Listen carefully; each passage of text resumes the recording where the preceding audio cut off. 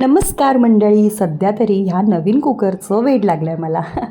चला गवारची भाजी बनवूया कुकरमध्ये तेल टाकलं, शेंगदाणे टाकलं, खोबरं टाकलं, अद्रक लसूण टाकून छान परतवून घेतलं, मिक्सरमध्ये काढलं. मिक्सरमध्ये कोथिंबीर टाकून छान दरदरा मसाला वाटून घेतला.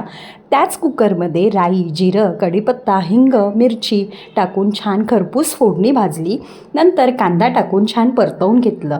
कांदा परतून झाल्यानंतर जो मसाला बनवला होता तो छान परतवून घेतला. नंतर आपल्याकडे जेवढे सुके मसाले असतात ते टाकून छान परतवून घेतले. नंतर चवीनुसार थोडंसं मीठ टाकलं.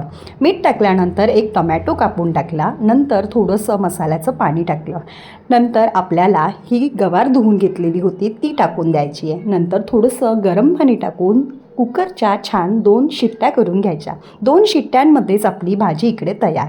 मस्त भरपूर सारी कोथिंबीर टाकायची. कशी वाटली भाजी? नवीन कुकरची नवीन कमाल. बाय.